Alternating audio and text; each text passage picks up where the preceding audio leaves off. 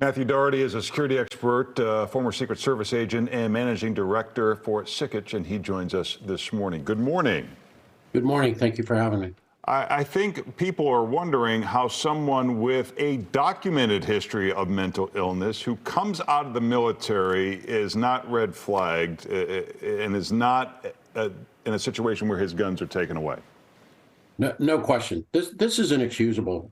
He claimed he was going to shoot up the reservist facility, and he was given mental health treatment, sent to a facility. Why this wasn't a court-ordered mental health treatment, and why he was allowed to once again, with these types of targeted violence shooters, walk into a gun store because he was not in a database with a court-ordered mental health treatment. It's just unfathomable and inexcusable.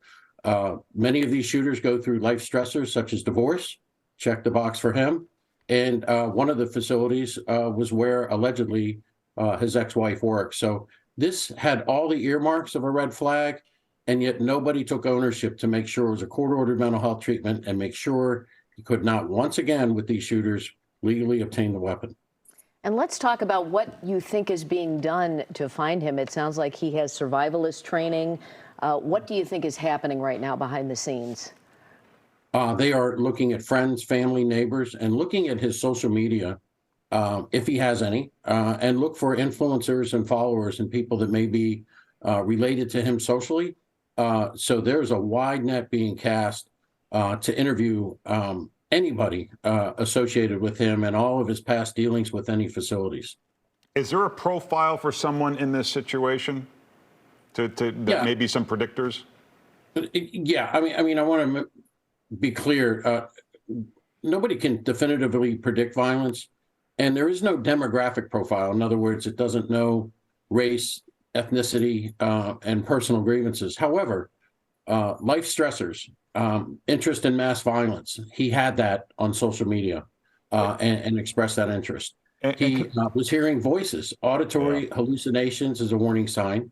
That's clearly a warning sign for that. So there was just a ripe life stressors such as divorce. He was just ripe for a threat assessment to take place for him. Real quick, Matthew, there's been some discussion about assault weapons this morning. Would an assault weapons ban apply to him in this situation as he was a military reservist? Or is there an exception for law enforcement or something connected to that? No, he would not have been allowed to buy a weapon for two reasons. If there was an assault weapons ban, he would not have been able to purchase that weapon. And again, critically important, it was not a court-ordered mental health treatment. That should have been immediately done with all of his statements and all of his stress and mental health, and that was not done. He voluntarily checked him out of a mental health facility. That's just inexcusable. Well, Matthew Doherty, we appreciate you joining us this morning. Thank you. Thank you. It is now 7:07. U.S. Forces